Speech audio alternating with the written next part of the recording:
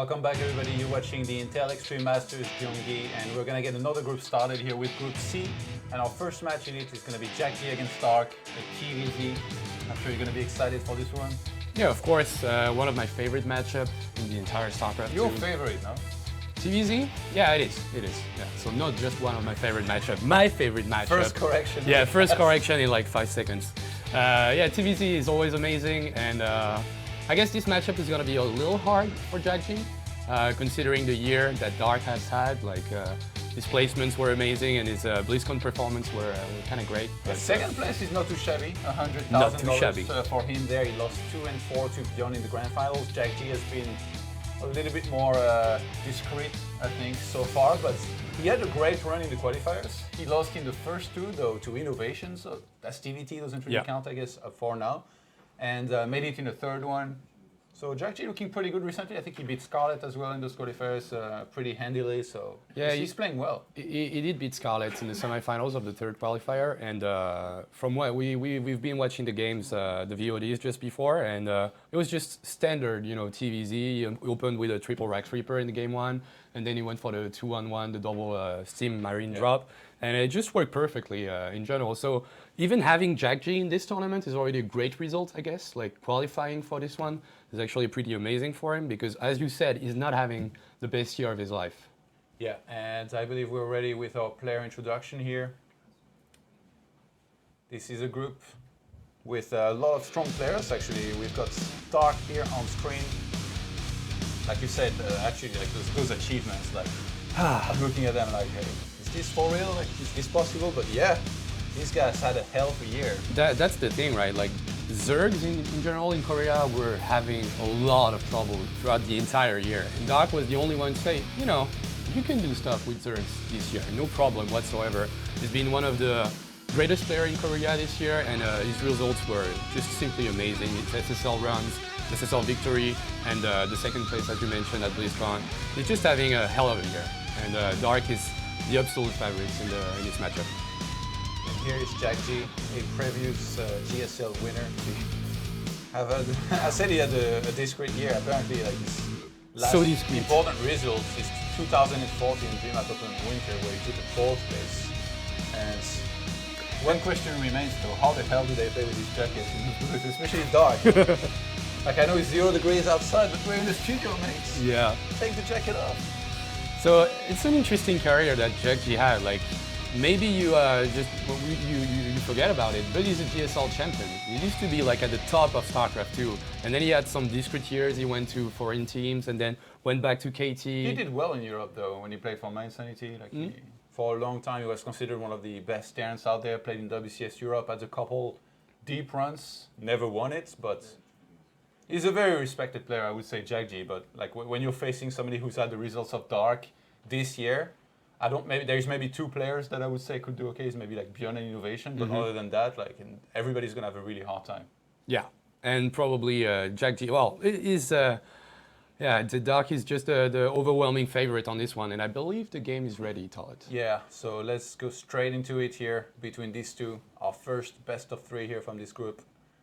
The other 2 players, of course, going to be Bjol and Classic. A pretty stacked group, actually. Yeah. Who would you say is the favorite with Classic and Bjol?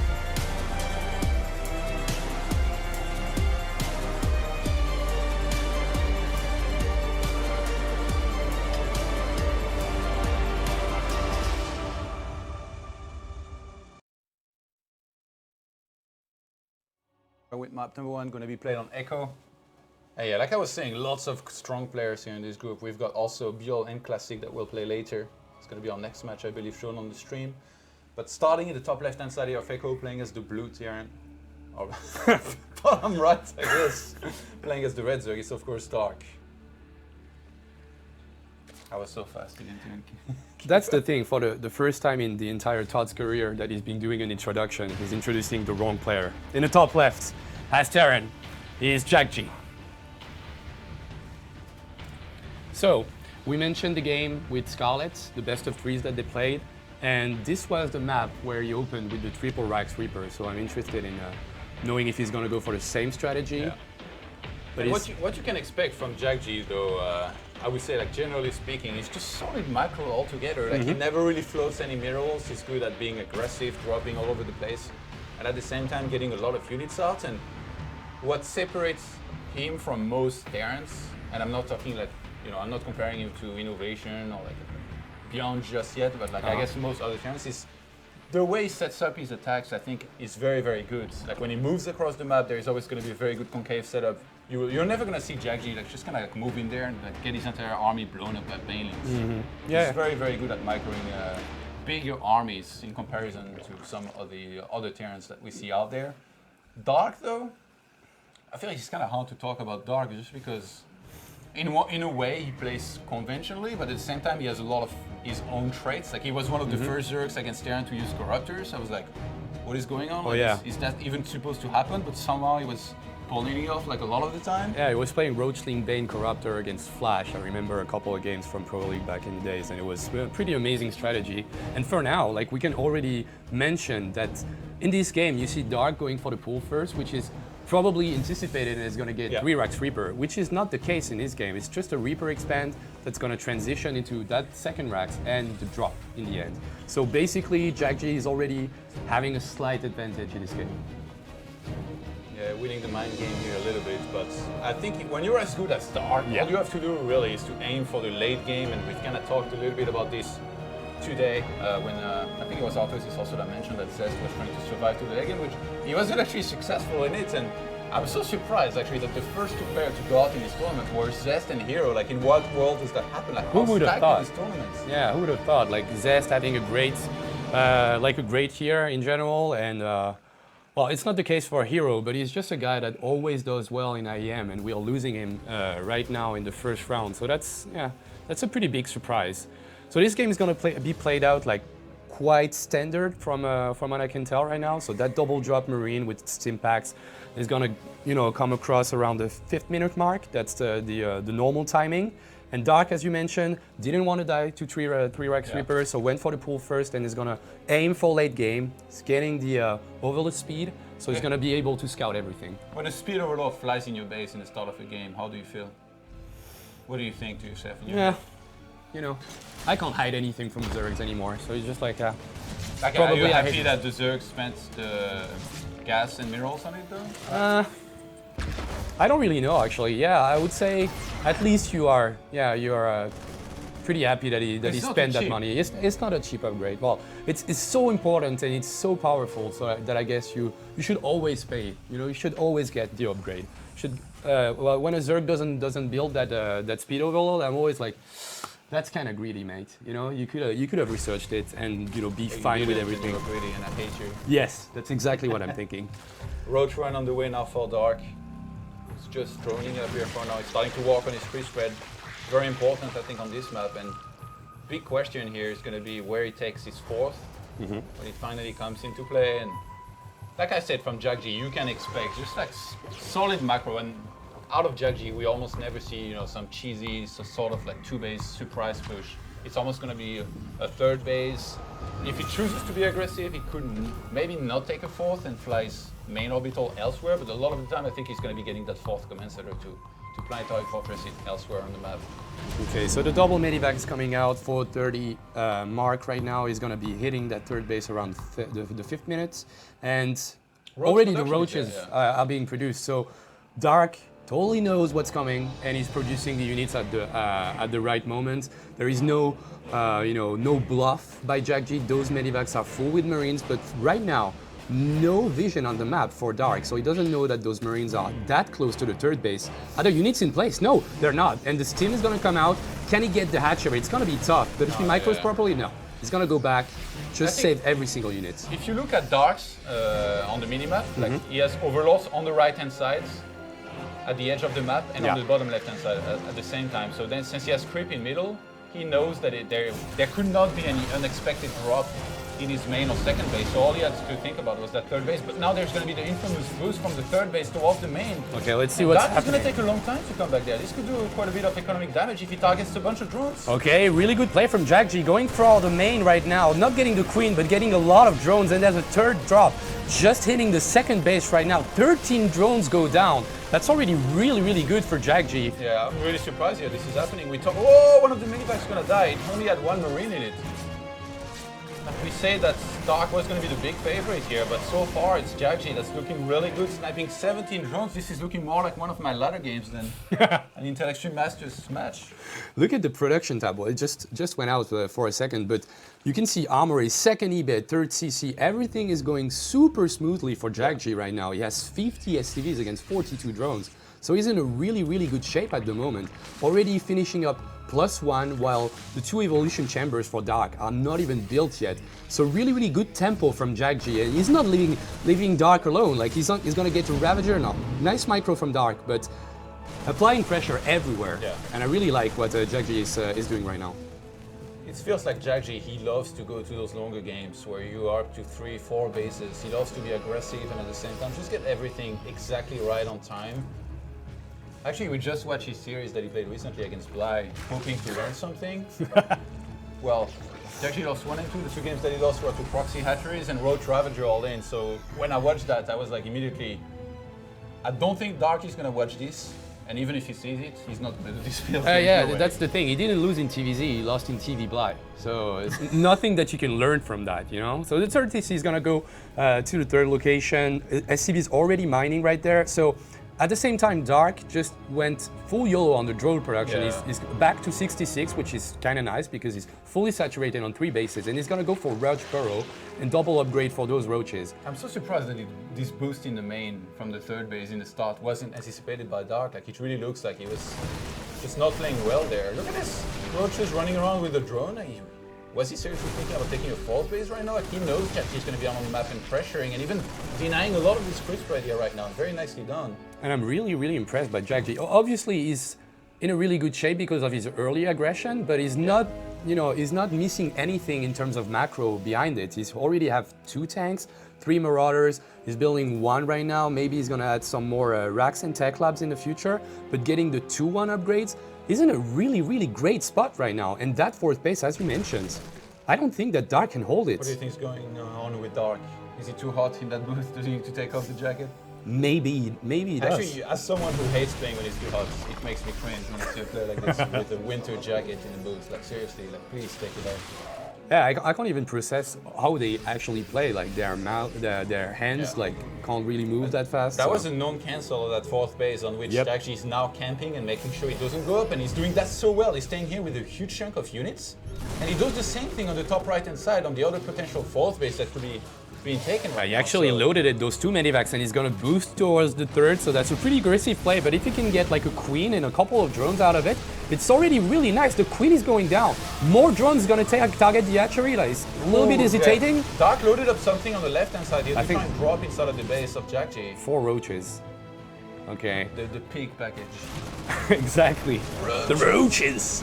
Okay, the drop still going on in the main. And there's a couple of medivacs headed towards the natural here that are going to do quite a bit of damage as well. Like, I feel like Dark's brain is exploding right now. They're trying to run over the place and defend against this. He's doing an okay job, but losing 14 of those drones. And there's the turret there already to detect against these roaches. Yeah, he was way ahead of that. Oh, he's trying to turn one away.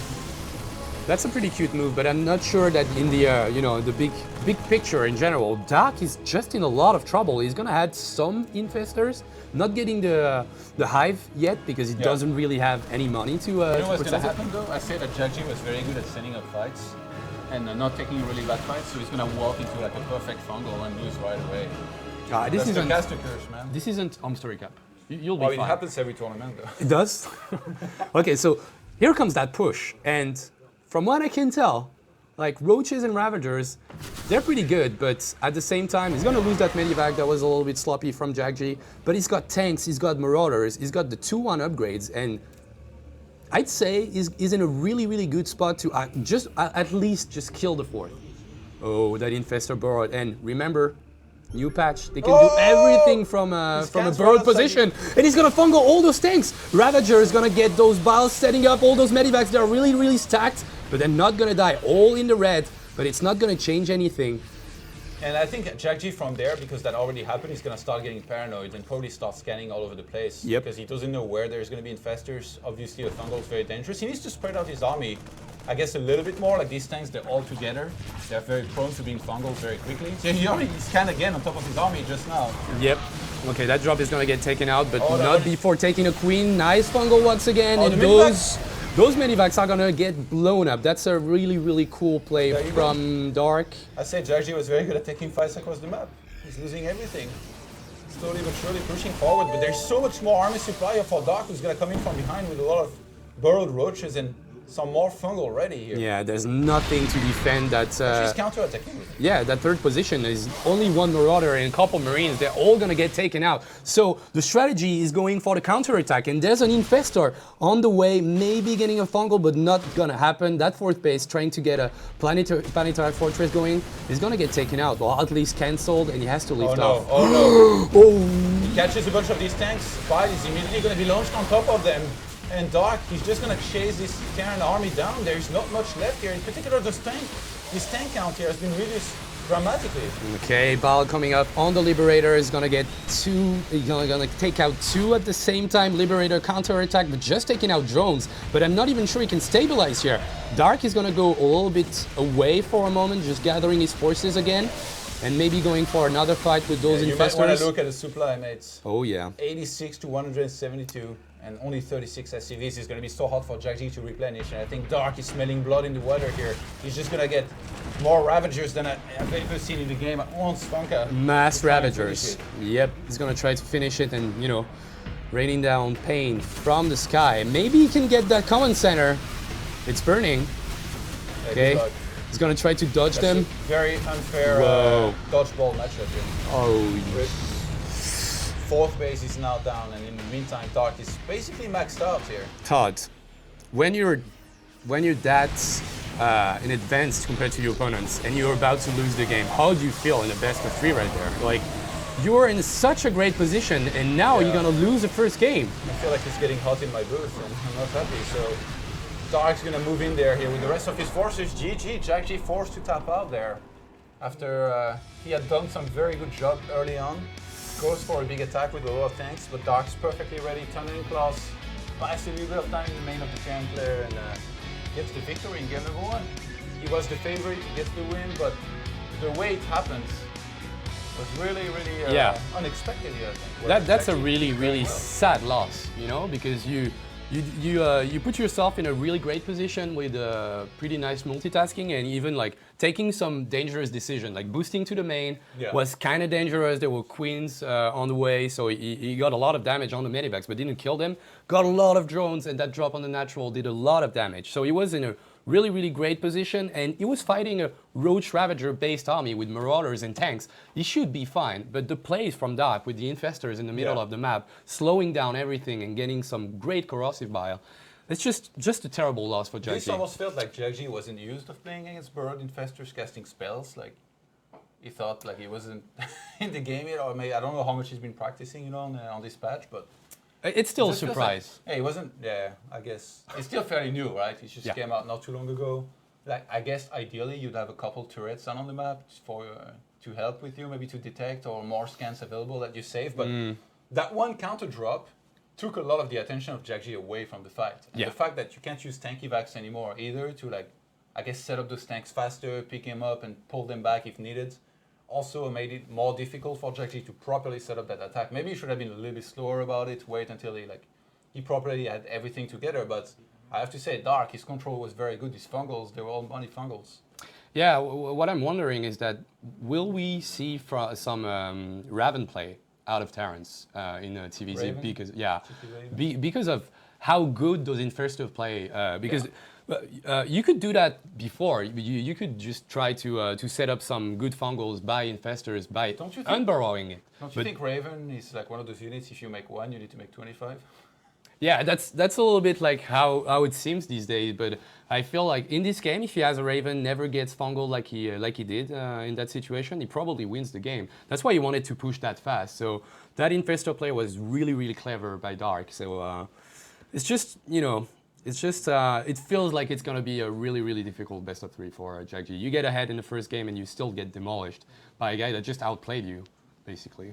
Yeah, I think if jjakji doesn't open in a favorable way in the next game, it's probably going to be over quickly, considering like the recovery Dark just had. So, yeah, I think we're just waiting for the players to be ready to start the next one.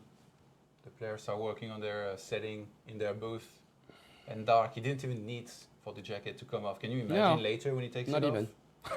He's gonna go Super Saiyan. That's the thing. He's gonna need it if he faces some of these guys out there, because we've got a lot of good players in this tournament. Like even like thinking about like winners match, for instance, like if he has to play Classic or Bjorn, it's gonna be like a really difficult match. That's a sick match, by the way. Classic against Bjorn. Like Classic powered through those qualifiers and did super well in them. He looked invincible. Actually, there was a lot of worry about Protoss. You know, on the new patch, he was just kind of like right after it happened. But Classic was like, they changed a lot of units, but Adepts' vision is the only thing that changed about them. But they still attack the same, right? So he just made a bunch of Adepts and killed everybody on his way. So really looking forward to that one. There's a very interesting dynamic going into it.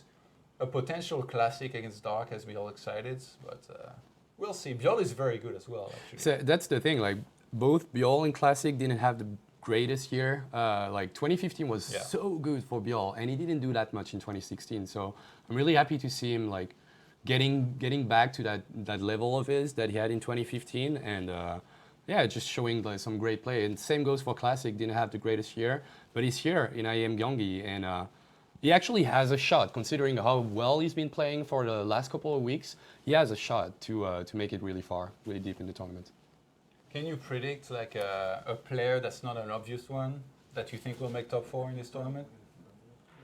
That's called an autosis, by the way, and you're going to be completely wrong about it, but I just want you to do it. So I'm going to pick any one that's player. not obvious, but you have a good feeling might make top 4. I would say Classic. Okay. I would say Classic. That's something autosis would say. Yeah? And be dead wrong most of the time, except at BlizzCon. All right, we're in game number 2 here on Daybreak. It's still a Zerg versus Chan, starting in the top right-hand side of the map. It's not going to switch this time. The red Zerg, it's Dark. I could tell that you were worried on this one. When I said In the bottom left here in Daybreak, Terran. In the blue, it is jjakji. Looked very good the entirety of the start of the previous game, even like in the mid game. He's really those attacks from when he started making those that just kind of, I don't know, messed up. On top, wasn't ready for the burrowed infestors, wasn't really scouting or dropping enough to have the information that they were there. And also, like, even that defense against the drop, actually, like those 3 roaches, they were like burrowed in his mate. Like, where was the scan? Just kill this damn thing. Roaches are kind of beefy, and especially when they're burrowed. Wait until you have enough, right? Like, yeah, of course. But yeah, I agree with you. It's like that's the reason I mentioned that it was such a frustrating game, because I feel like he did a couple of mistakes, obviously, but he was playing like from like a game plan point of view. Like I deal damage, then I've got a pretty great timing push with the 2-1 upgrades, with the 4 tanks. Like everything just fell into place. It was like the actual way of playing this TVZ, but he still lost because he got outplayed in the middle of the map. The fact that you can cast Fungal from underground seems like a big game changer in ZvT though, especially in the hands of like a Zerg like Dark. Like that was quite perfect. Everything lined up together as soon as he had even just 2 or 3 of those infestors. It's like there is this threat on the map. That's like 10 times stronger than Baneling's burrows, because like you can't, especially if they are well placed and move together, you can't really demine the field from infestors, right? Especially if they stand again behind Roach and Ravagers. And once that fungal lands, it's not like a fungal where you're aiming for a chain fungal and you need a lot of infestors. No. It's just one fungal, and then the Christmas bile landing on top of your army and killing everything, including the medivacs. Yeah, what you gotta remember is that infestors can move when they're burrowed, which is not the case with banelings. You can anticipate like good positioning from banelings to being burrowed, so you can anticipate that and scan in advance, which is not the case with infestors. You can always move and be unpredictable with your positioning. And as we've seen, like the first scan actually missed that first infestor burrowed by just a tiny bit, and that cost him the game. So Reaper Expand again is going to go into the 2-1-1 build with the double drop. Once again, good micro control on that Reaper right now. Just getting 2 Zerglings, but he probably will lose the Reaper. It's going to be so close. Trying to juke like a football player. And he's going to get out. Sick. 3 hit points. Nice save. It's nice to keep that alive because you can keep it on the map a little bit, but as metabolic will finish here. Yeah, actually, I was gonna say he's gonna send it home, but no, he's actually gonna sacrifice it at the watchtower. Oh, Jukes again. Okay, he's gonna get behind the minerals, and he's not gonna come back to his base to tell the story. Probably tweeted the information to the Terran player. Yeah, he confirms there was no third base started just yet, but you can expect it to be soon. And Starports now is gonna start. And on this map, like this is considered one of the best Zerg maps and has been for a very long time. It's going to be much harder for jjakji to go and do the same thing that he was doing on the previous map, to go into the third base and then boost towards the main base, because now it will take forever on this map, and there probably would be queens on the way sniping those medivacs. So it's going to be a tough road ahead, I think. I wonder what jjakji is going to do in terms of transition after his first double drop. Last time he only had like one eBay. Sometimes like the Jin transition, as I call it, used to be like double eBay. So you go double upgrade and you delay the third CC quite a bit. And even on this game, Dark is not going to go for the roaches. He doesn't have a roach warren down. He's just making a lot of queens. I guess he already has 4 and he's about to work on his 5th. I think maybe because it's daybreak. And like you can link your bases pretty easily, have some well-placed overlords, with which, by the way, Dark, much like in the previous game, is doing a fantastic job at. He's got a couple overlords at the top, protecting the whole way, the whole path towards his main by air. Actually, he didn't get overload speed this game, right? I don't think he did. I don't think so. So yeah, he's totally playing differently on Daybreak. Not gonna use the roaches, just using queens and zerglings, no overload speed, so he feels super comfortable in playing in the dark in this one. No pun intended. No pun intended. He knows that there's too many medivacs headed for him right now, those Dark, because he was just at that wall of the turn and saw 0 units there. So he's in position with the queens. It's going to be medivac sniping time here in a second. Yeah, let's see the micro from jjakji. Is he going to be able to keep those medivacs alive for now? Just losing a couple of marines, but not getting any queens there. Transfuse energy, second transfuse, not losing anything. It's going to get a little bit damage on that second medivac, but he lost like 6 marines for not getting that much. And already you can see, and that's one of the issues when you're defending with queens and zerglings. Zerglings are not larva efficient, so you usually don't have that many drones, but considering how well he's defending on this one, he's already on 52 drones. 20 marines now though, against 25 zerglings and a couple of queens. And no transfuse energy. Actually, that could be in a little bit of trouble. Once again, one transfuse just comes in. He actually has 2 more, I think. Oh, he missed it. He's trying to snipe the queens here with the most energy as well. Here is jjakji, trying to snowball in that position. If you can get enough marines to deal with the zerglings and queens, you're just gonna snowball and win the fight and win the game if there is no banelings. But the greed from Dark, man. Baneling nest at the 6-minute mark, defending a double medivac drop like this. It's like Daybreak, man. Yeah, Daybreak seems to be like a really great map to be playing greedy on this one, but. Right now he's mostly producing zerglings because he felt the threat of that huge number of marines, so not making that many drones, and at the same time jjakji is macroing pretty well, getting surrounded right there. He needs to go out, he's gonna lose a medivac, but he was empty. Gets one of those nicely done there. Armory behind this is on the way, you have to start +2 attack upgrades. He didn't get +1 armor? No, he just did like 1 eBay, he just added the second one right there with the armory. 2-1, I guess. Yeah, it's exactly the same build as last game. I would argue he's been producing SCVs a little bit more efficiently because he didn't make the orbital as we've seen in the main. So he was producing SCVs with the third command center, and right now producing that orbital is going to fly it out to the third base location. Is going to take the third base in like towards the watchtower? You mean the aggressive one? Yeah. Maybe, I don't know. I don't think that would be such a great idea. We'll see if he decides to do it anyways. And Spire play, so we will probably see Mutalisk from Dark, which actually makes me happy because I think like Mutaling Bailing is one of the greatest composition that Zergs could go for. Yeah, when you open Ling Queen Heavy, it's very encouraging to go for that. Like he's on double Evo, he's ahead on upgrades. Drop in the main gonna be defended very easily, and the usual third base here is gonna be taken by jjakji on the top left-hand side. That one's actually very easy to kind of run by into. So a lot of the time, like you used to see a bunker going to that base. We'll see jjakji had it here. Yeah. Void of potential counterattacks. You can see it. Triple depot being produced right now. So he's building a wall towards the third, which he absolutely needs to. As you mentioned, you can get run by like really easily, and we'll see a corruptor. He's not even playing Mutalisk on this one. He's gonna go for corruptor, or is it a mistake? I don't really know. That was the saddest training attempts. It worked. Burrow coming in, so probably bailing bombs, bailing mines. Yeah. Dark loves his corruptors against Zerg, against Terran. Okay, Dark sees the drops, but at the same time, jjakji can see those bailings getting morphed in. So I love the wall, by the way, on the third base. Yeah, it's already completed. Really nicely done here by jjakji, who's supply-wise doing pretty good, given all things. Keep in mind, like, it means a lot, like not being behind here, like Zerg's not going roaches or anything. jjakji's actually ahead in supply here by a little bit. It's gonna drop in the main. Lots of Widow Mines. Yeah, lots of Widow Mines with it, and the Corruptor is getting some juicy shots on the Medivacs right there, unburrowing the mines. I'm not sure that was the greatest idea of all time. Those Bailings getting some pretty decent connection, but at the same time, double drop to the natural. Once again, jjakji, you know, accelerating a little bit and trying to out-micro and out-multitask Dark right there. Mind killing that Medivac. Yeah, that was a bit of friendly fire there. Gonna have to be careful for that, but jjakji's gonna drop right back into the main. The spore wasn't burrowed just yet. Okay, I like jjakji's playstyle. On this one, he's gonna give a lot of units away, targeting manually the Corruptors instead of the Zerglings, but he lost a lot in the main right there. Yeah, trying to trade against some of those gas-heavy units here. Now he's adding a lot more barracks. I don't think I saw a fourth command center, so he might just fly that main orbital towards the middle base in a moment, and then choose to push towards that middle base of Dark, which is his fourth.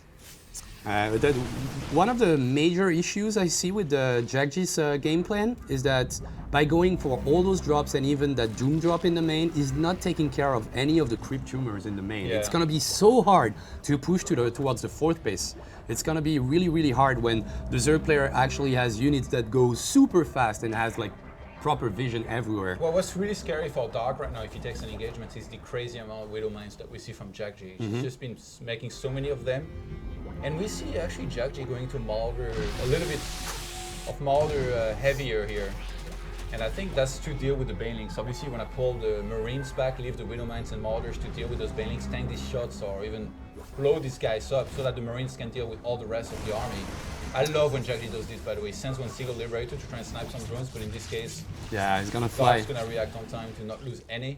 Okay, this one might get a little bit more lucky. No, he's gonna go back with it. Triple drop was about to go to the main, but it was anticipated. There was 4 queens waiting for it, and at the same time, he revealed that he had burrow.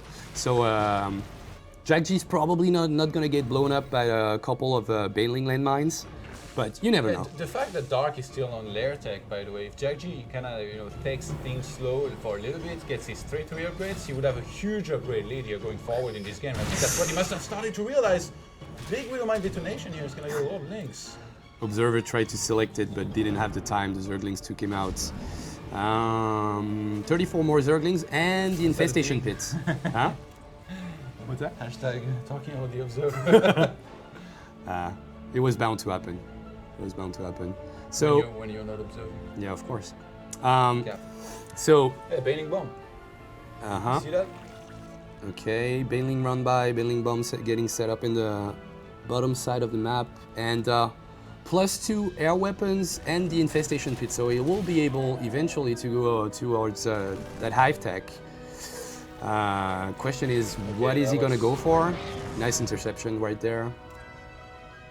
Yeah, those 2 Banelings, they have potential, but I just don't see it happening. And that's the classic daybreak strategy. You can't go from the side, let's go in the middle. You know, let's destroy those rocks, just split a little bit of units.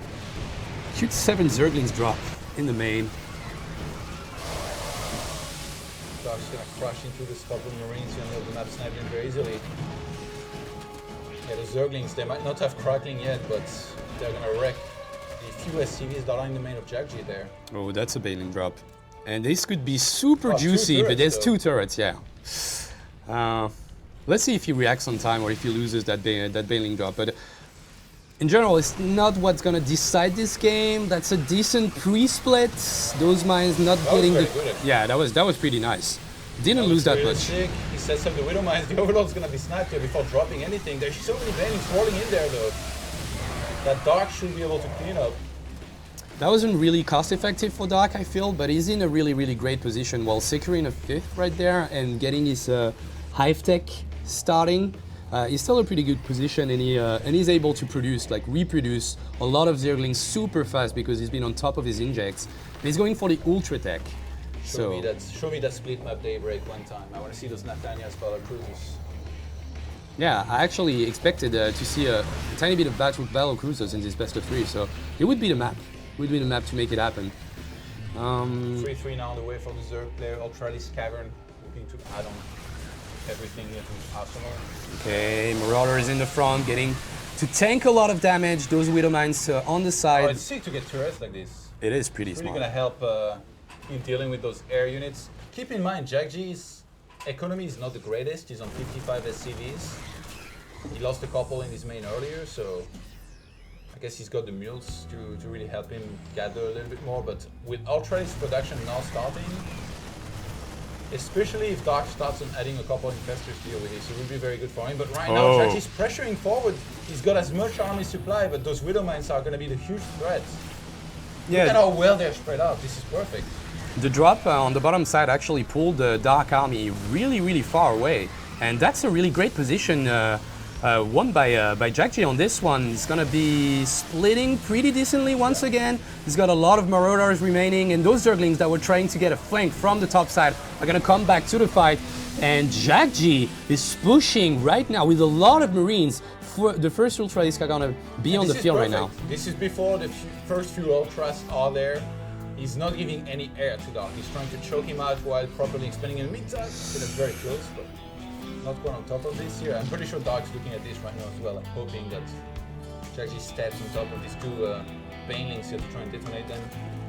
Greater Spire now starts. If Dark was able to reach a couple of Broodlords there, he might be able to do really well. And obviously for a guy who loves to open Corruptors as well, the transition is going to be easy.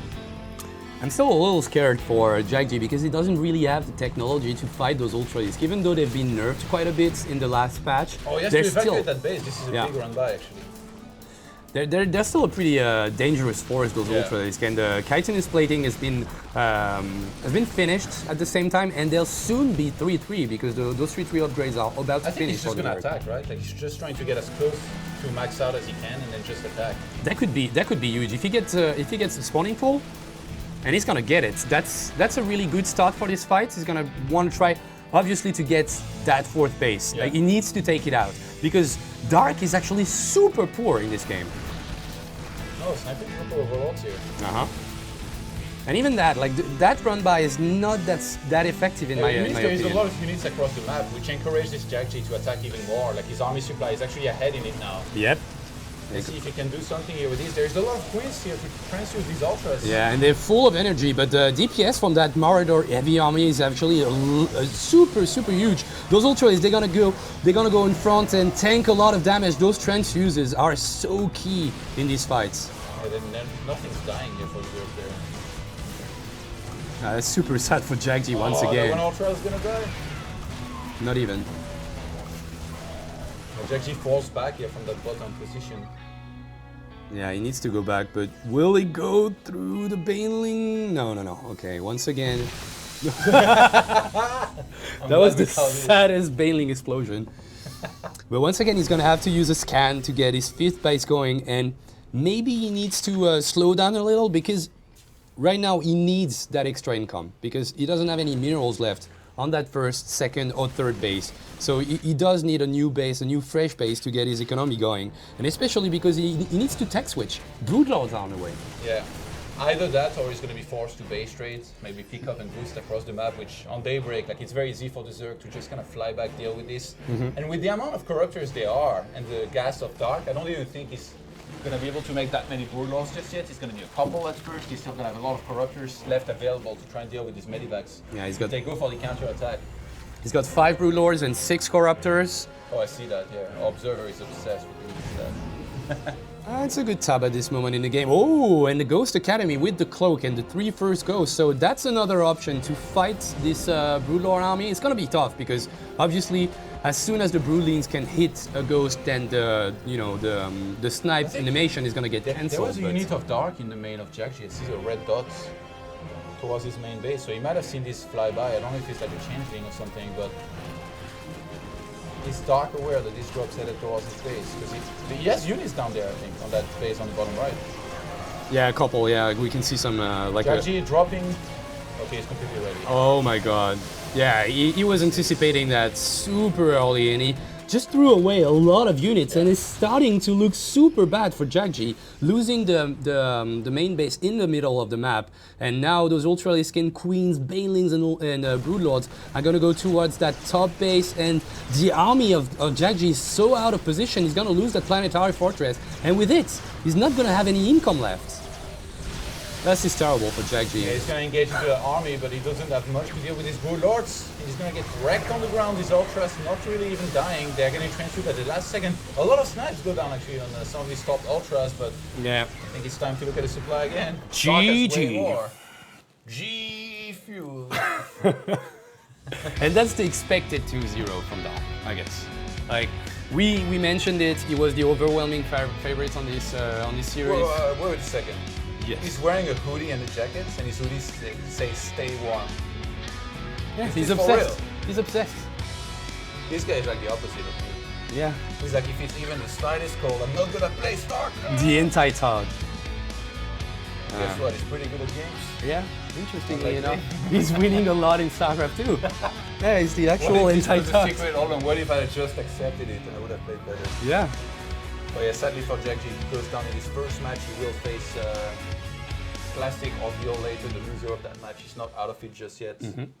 And he put up a decent fight, I think. Like, it's given all things, like given who he was facing, BlizzCon runner-up, it's not too bad. That's the thing, right? Like, you play against Dark, and even when you get 2-0'd, you can have played a pretty decent series. He got destroyed 2-0, but it did put up a pretty good fight in the first game. Even second one tried to do a lot of stuff, went for that ghost transition that was pretty clever. Yeah. But it was just behind from a long time ago. So Dark handle, like in the early on attacks, he took damage from them, but then from a certain point, he just feels like you can't do damage to him anymore. When he's getting close to maxing out, when he has like a lot of Zergling, Baneling, Corruptors, there's this point where he says, no, like no more. If you send units across the map, they're gonna die and they're not gonna be cost effective at all. And then when he's able to do that, just he actually keeps on falling and falling behind, and eventually there's gonna be a couple of these run-bys that are gonna do a lot. That were very important. yeah. In the first game, he was that counter drop with the roaches. And second game, it was just his counter-attack top left, the denying of that fifth base. That was so important. Yeah, he was never able to get that field fight going, and I don't know, like Daybreak, as we've seen, like that double drop getting defended with like Queens and Zerglings super easily. Yeah. He wasn't feeling any pressure at all, and just set himself up for like double upgrade play into Ultra. That was just, perfect play from Dark. All right, guys, that's it here for now with this series. Coming up next, I believe it's going to be Classic against Vio here on the mainstream. So we'll see you guys after the break.